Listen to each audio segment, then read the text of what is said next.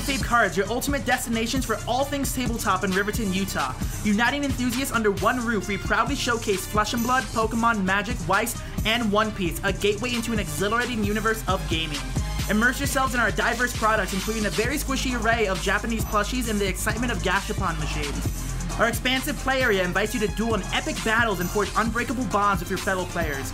We open our doors every day at noon, embracing a realm where cards come alive and unforgettable moments are forged. Come join us at Kayfabe Cards. I am back from Barcelona, and I wanted to just give you a little bit of a hello before I publish this episode, and to give you some context about what this episode is. Essentially, we were in Barcelona, and there was meant to be a ISP live. There was supposed to be an episode that was going to be recorded live, which was meant to be a question and answer period for some of the people out in the audience. Now, the issue with that was that there was no audio available to sort of broadcast the on-site. So there was no, there was a situation where essentially the microphone and the speaker system, which I had no agency over, it wasn't my equipment, I was not the person to deal with.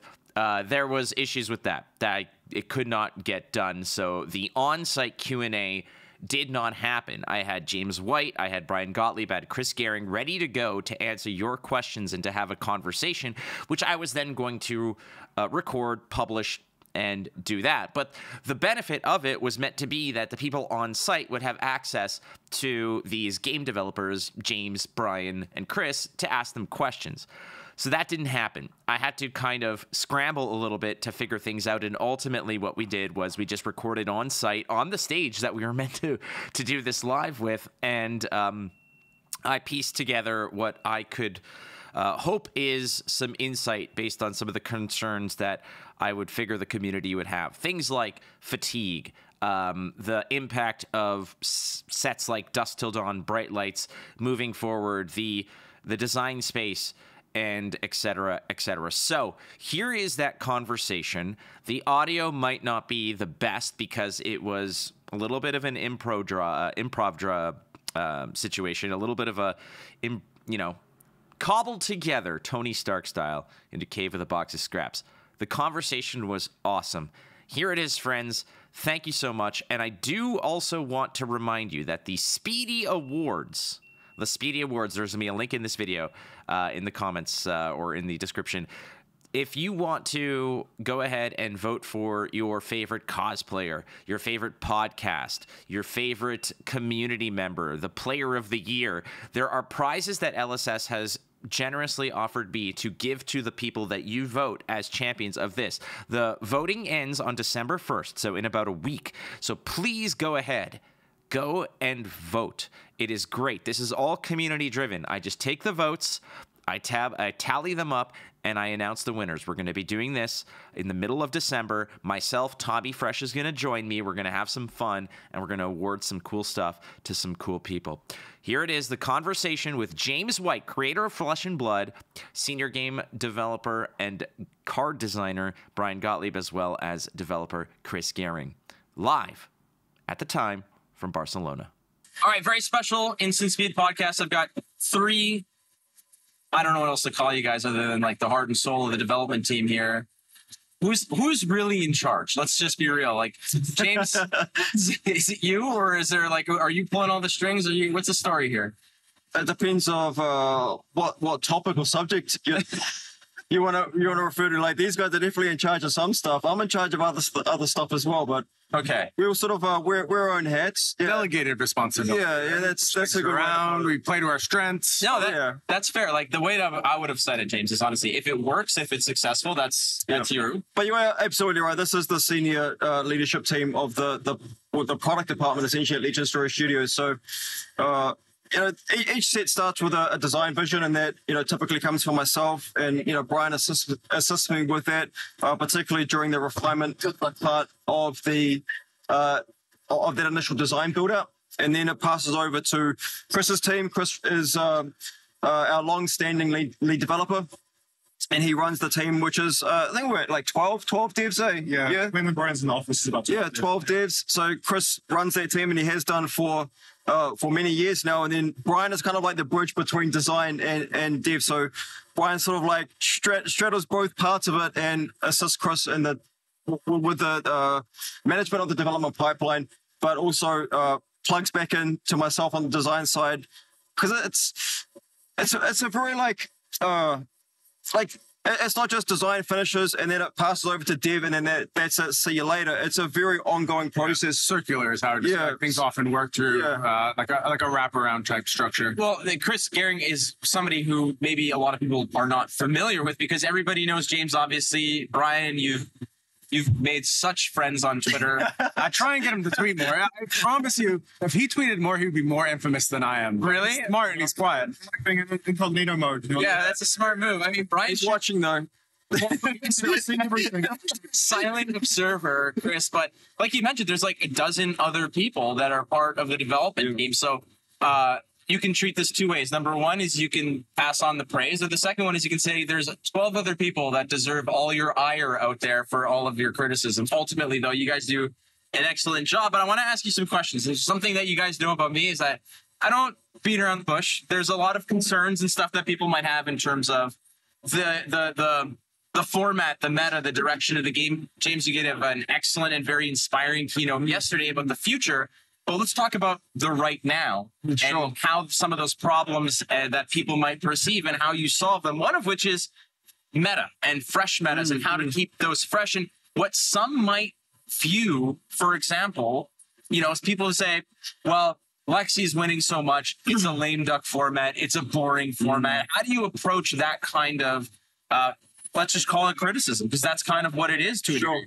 So I think that it's important to look at the time scale here, where Lexi started off 2023 as being a very admired and loved hero, and she, upon the release of Outsiders, emerged as being the best deck in the format. We saw that Pro Tour Baltimore, we saw that in the seasons that followed, and I think that she was a very liked hero, and that's certainly what we saw. Just people get sick of things if it sticks around for too long, and I think that Lexi just outlived her welcome, and that's the thing that we needed to address with the change to the Living Legion, where we needed her reign to be shorter than it eventually ended up being, right? And I think that we all still believe that Lexi was an example of what a good best deck looks like in the format. She had the best win spread across the metagame, but she wasn't winning every tournament. Like, she was making a lot of top 8s at callings and not winning the tournament. And I think that shows that there were ways to attack the metagame. Lexi certainly was the hero that had the target on her back, but there were certainly ways for high-level players to engage with the format and to succeed in the format and to ultimately beat the Lexis.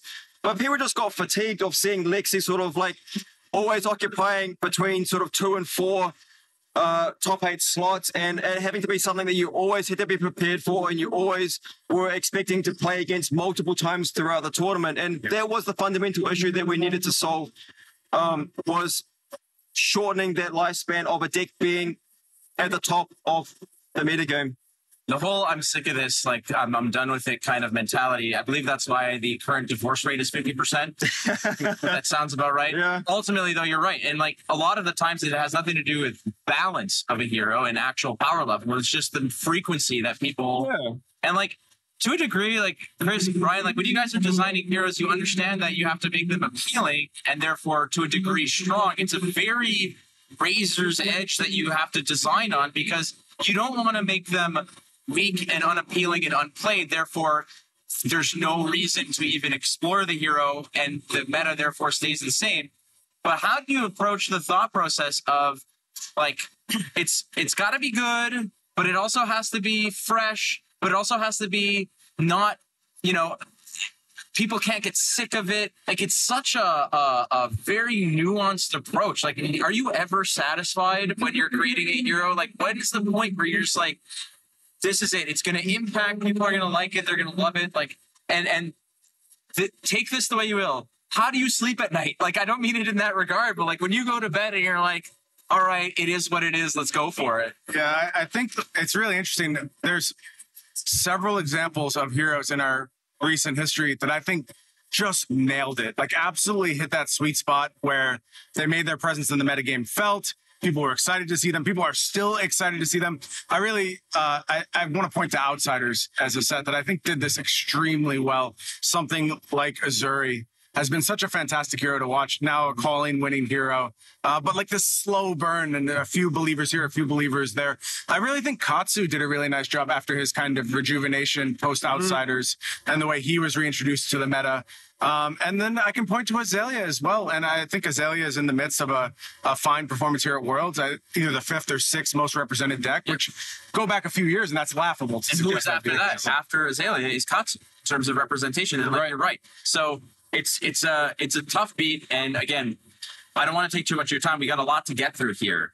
Next bit here is a buzzword that a lot of people talk about, which is, I mean, I say buzzword, it's a style of play. It's what we would call control within the Flesh and Blood game, fatigue. This has always been a problem, and it's sort of re-arisen in the Bright Lights Limited format that this was the way to play it, which kind of put a sour taste in people's mouths, because when the way to succeed in a format is to essentially, I don't say not play, but outlast your opponent through just existing longer than they are, that has to be something that you guys are cognizant of and aware of that is harmful to the enjoyment experience. How do you approach fatigue as a viable strategy, but a healthy strategy? I think this is a great question for you. First of all, fatigue has always been in the game, and we don't always see it as a problem rather than a feature of the game. Like there's certain points where things go too far, and it's a very fine line where you want certain heroes to function in a way where they do win by fatigue, but not just dominate by fatigue. And if you look at Bright Lights, the consensus was, yes, Teklo is the best deck, and it's by fatigue, and you just draft your 3 blocks. But the more and more you draft, the more depth you see in items, the dash strategies, and the mech strategies, where instead of just playing your cards out, you do it turn by turn. You don't play turn by turn. You play like every other turn and set up big ways to push past. And it's not as simple as just throwing everything at the wall and just trying to push through a Teklo. And the fine lines are, if we make Teklo too good, obviously he just beats everything by fatigue. But if we just take too much away, he's just never going to win. And the mech sticks and the dash sticks are always going to push through him. And like we see that as a feature rather than a flaw a lot of the time. But it takes a lot of like play. So I guess when people play straight away, and that's the first assumption, that can be like tricky. But there are layers to it, and like we don't always see it as a bad thing. Well, I've always felt, for example, that you've addressed fatigue to a degree with heroes like Arachne, and any kind of mill strategy against like the dominant strategy and winning approach to playing fatigue is, I'm just going to have more cards than you at the end of the game. I'm going to lean on my weapon and efficient, card economy to win. I feel like Arachne is the solution to that. I just feel that fatigue always is coupled with this mindset of a steadfast defense. My cards are just going to efficiently match up pound for pound with yours. Was Arachne, if this is your baby, was Arachne almost designed as an antidote to fatigue to a degree? I wouldn't say it was pointed directly towards that issue, but also you have to understand that I don't blanket perceive it as an issue. Like, I think the fatigue aspect of Flesh and Blood adds so much to gameplay, and it adds another axis you have to consider. You have to manage not only your life total, not only your opponent's life total, but you have to manage your resources and cards in deck, and it very much embodies the flavor of this knockdown, drag-out fight that's going to take every ounce of your being to complete, to actually finish your opponent. That's the Flesh and Blood progression. You start with all your equipment, and you start with all your cards in deck, and things get weaker as the game goes on, and I think fatigue very much represents that in a very beautiful, flavor-free mechanic way. I think where the issues show up is that it is a very hard skill check. You have to recognize that fatigue is an axis that you are playing the game on. And it especially manifests in Bright Lights. Like, Chris, you're mentioning the adaptable strategies of Max, of Dash. There were so many times in testing where to find the winning line with Max, I realized I needed to not boost on this turn. I need to not play a card on this turn. I needed to play towards a larger turn in the future. And that's very much inherent in the Dash kit too. Dash very much pitch stacking those items early, setting up those big overpowered boom grenades in the late game. It's critical. You have to engage with the format like that from the first turn of the game. You have to be thinking about these things. I think that's really strategically interesting. I think a lot of our players find that really strategically interesting. It's just when that gets kind of obscured a little bit and you have to dig a little bit under the surface. Yeah, it's hard for players to find that inroad sometimes, particularly our newer players. And I think we always have to be conscious of just giving them safe inroads to power through, to push that damage and to do exciting stuff. Dude, you're preaching to the choir. Every game I've ever played, I've been playing card games for 25 years. Same with all of you. I've been playing for years and years and years. And there's a certain level of satisfaction when you see your opponent draw their last card and you're like kind of like you did your best, kid, but like I got you, man. But the other question here is the discussion, James, about potentially having deck limits. And we have the deck limit, but you can show up between 60 and however many cards, but with a minimum 60. Have you ever thought about an actual cap of 60? We are looking at these sorts of things all the time in the dev process, and there will be some limited formats coming out that have hard deck size caps on them, so you can look forward to that. One of the beautiful things about Flesh and Blood is that we are always trying to offer new puzzles to our fans, right? And, you know, that goes right down to how we engineer the products. You can see with Bright Lights, it was a very innovative approach for Flesh and Blood towards the actual product engineering with a single class. So a completely new experience you didn't have in any of our previous products. Similar sort of things can happen through, you know, things like hard caps on the deck size. And you can expect to see that in some of the upcoming sets. Beautiful. So the other question is again, you guys are mentioning Bright Lights and strategies regarding it, is that we just came off of Bright Lights is in full swing. And I mean, as we're recording this, they just wrapped up a round 3 where Techno Boston was undefeated. It's a great thing to see. Yeah.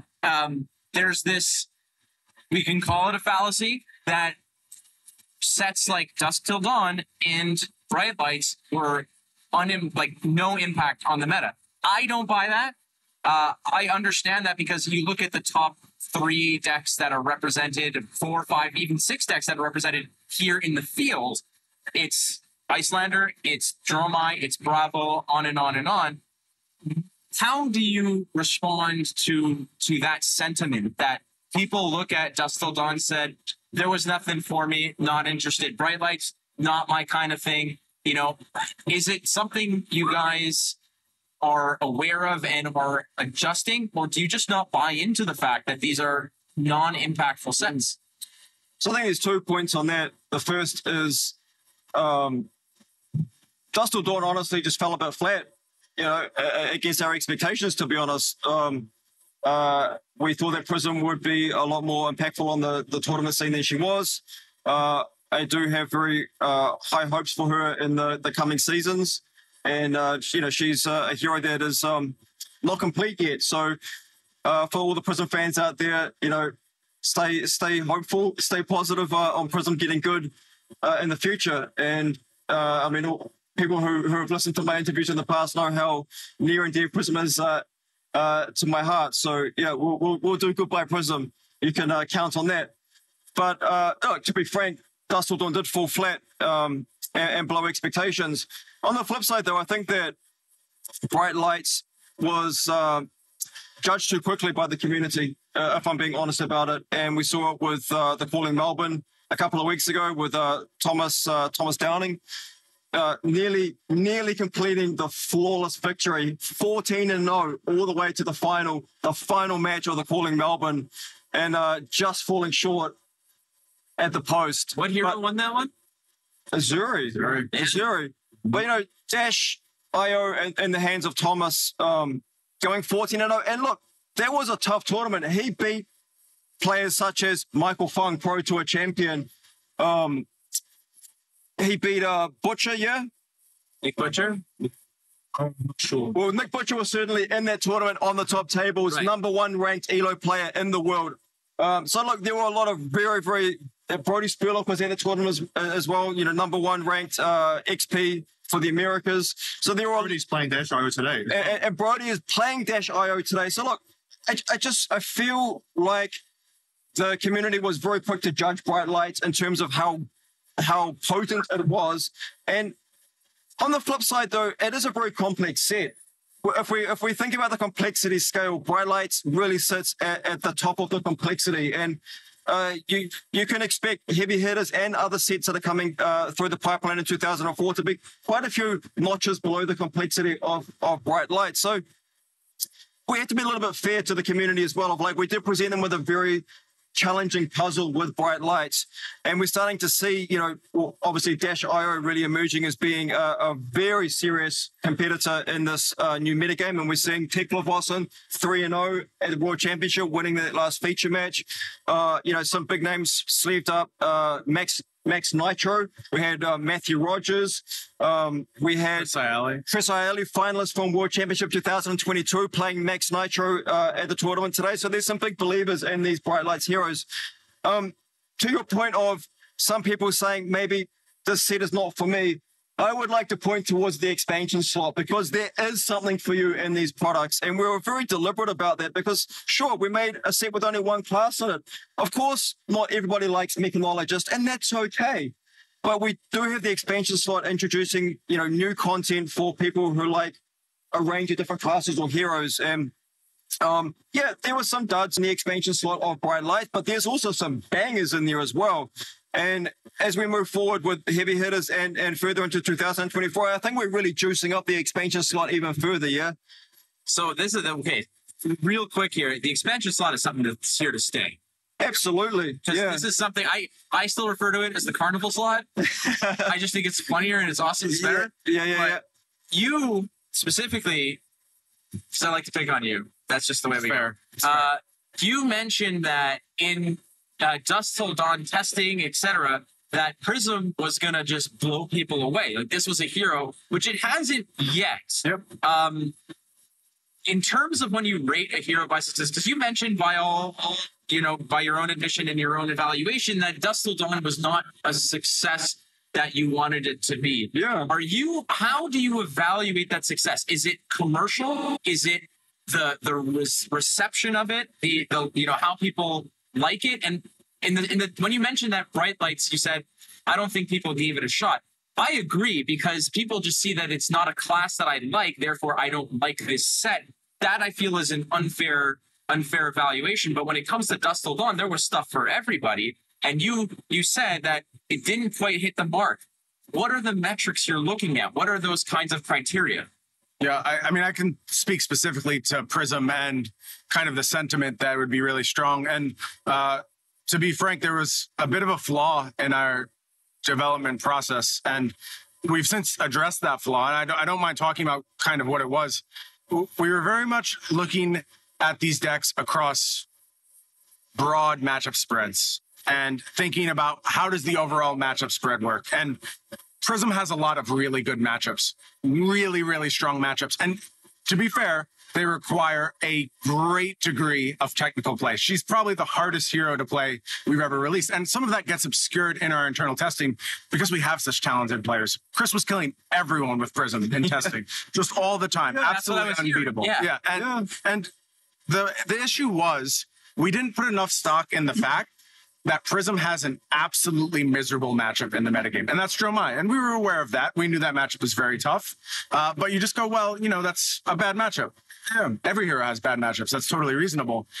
Dromai has been such a fixture in the metagame that it actually makes it so it's not worth it to put in the type of energy, the type of reps you need to become a competent Prism player against the broader metagame, because you're going to get destroyed by that one bad matchup. And you know that. So why would you invest the time to totally figure out that other portion of the metagame? And this realization has changed so much about the way we structure our heroes, about the tools we give our heroes. And I think for the better.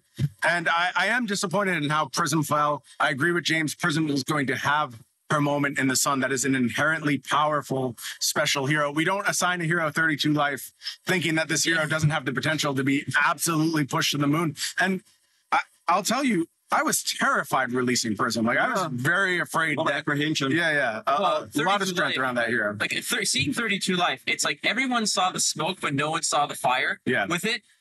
But Chris, like, what's this, like, secret recipe, dude? Because he was telling, and, like, everybody's like, well, it's not like it's Michael Hamilton or Brody Spurlock or Pablo Pintor they're testing. There's some pretty, pardon my language, fucking good players that play on the testing team and within your crew. And when you're out there dummying people with Prism, it's not like you're just dunking on some randos. It's good players. Yeah. And calling champions like Jacob Pearson and Jason Chung, who's just like a fantastic player in his own right. So I'm going to ask you one quick thing. What are you doing with Prism that everybody is missing? And is it not for you to say?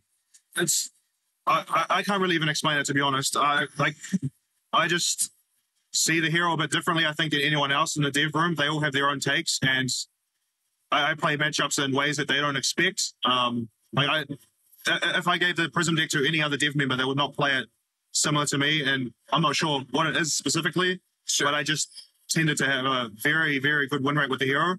Droma was obviously terrible, but against everything else, she was good. And I think one of the issues with Prism is, like, face up, she's just hard to play. Like, someone can't just pick the cards up and make them work. And that's one of the real problems with Prism, because that removes anyone even wanting to try it from the beginning. When you make heroes complicated, and there's already really powerful heroes like Lexi in the metagame, why even just try with something so hard? But I don't know. I think I just see things differently while playing the game, specifically with that hero.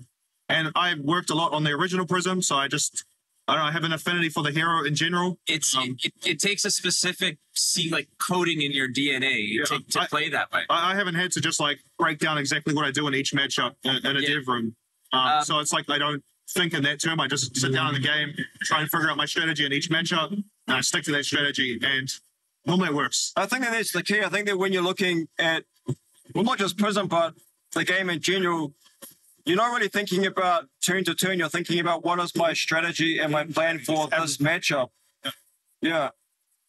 Just simple things like some matchups you don't flip a single angel, and then on the end game, then you flip 2 per turn each turn cycle. Certain decks like Guardians or even Azuris that have daggers, they just can't deal with it. Once you start just putting the pressure on, once the game's gone through 40 turns or whatever it is, then you start playing the game. And it's 40 turns, what everybody wants to hear. Yeah, exactly. But games take a long time when you want to play them well. So winning is part patience as well, and that's part of the win condition. This guy is very patient with his figments.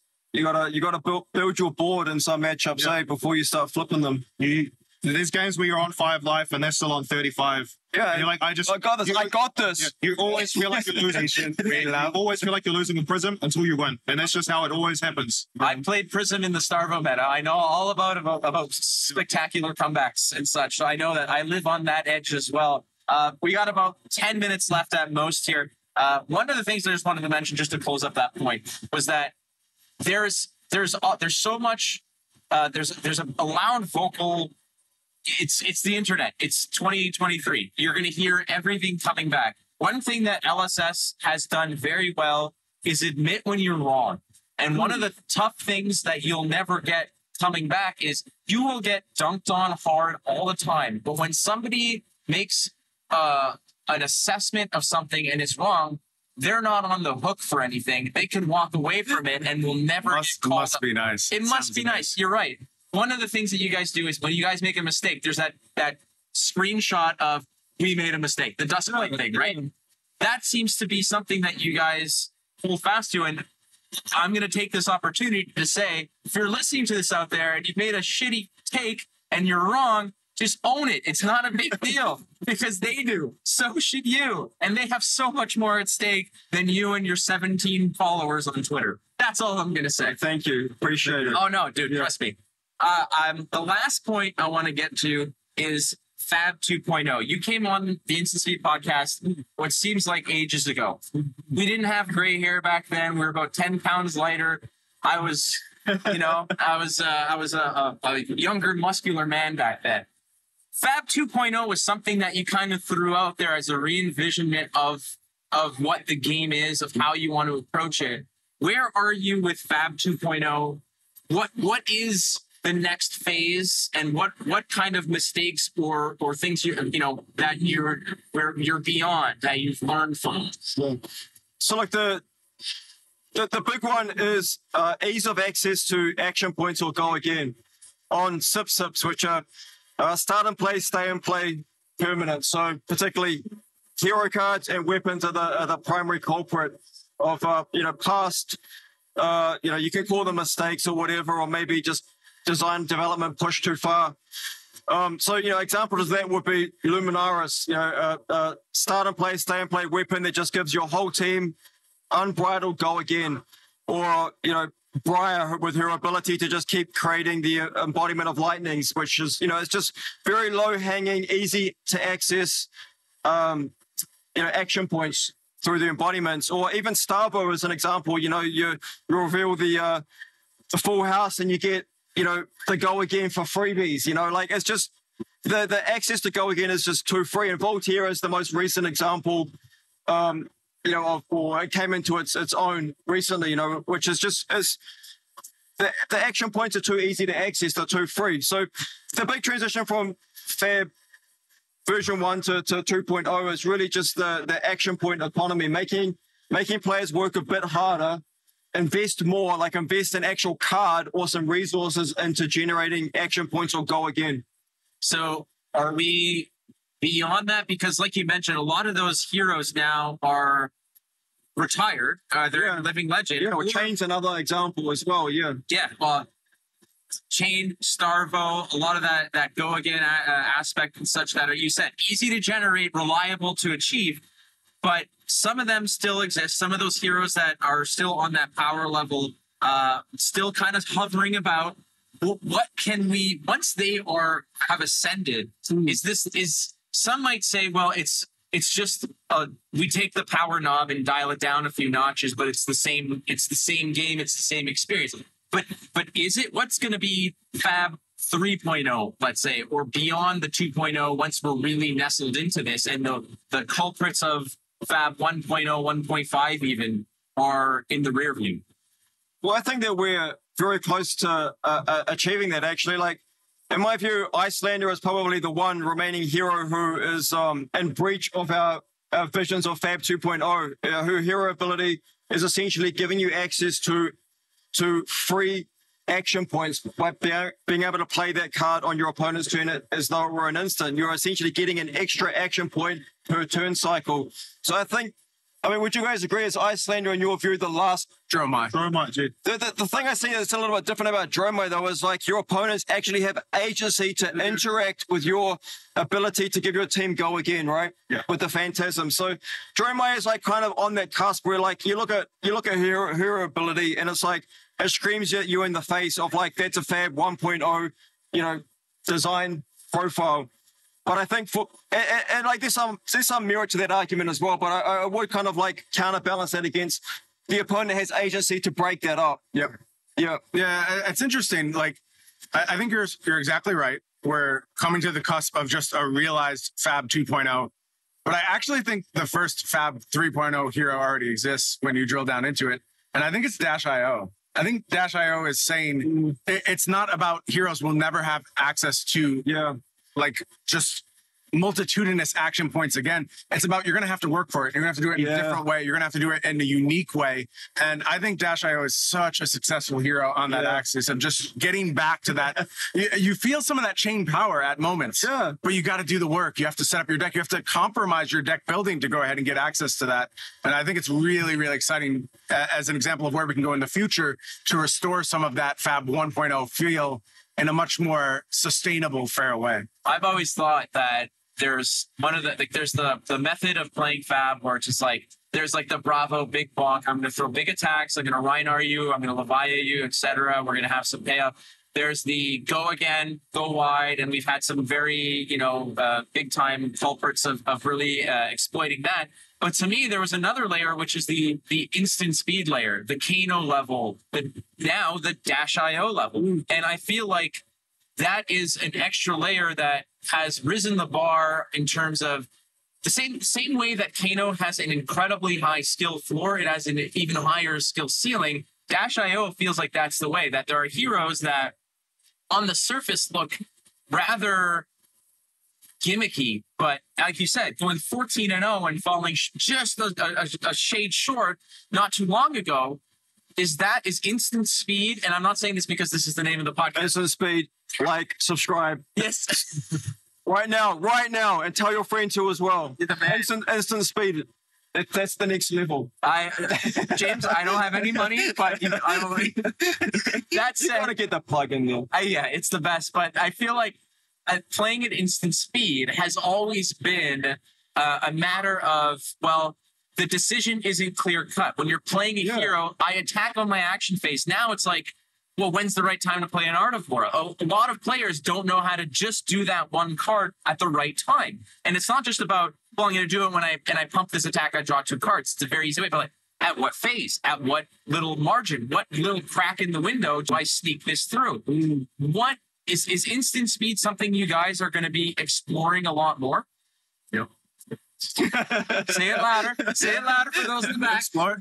I think it's an important part of the game. Yeah, it's definitely like a core part of the game, and it's proven to be a very fruitful part of the game with something like Dash.io, and it will not be the last you see of that design space. For sure. You even see it on Particular Boston as well, you know, and in appropriate places. Yeah.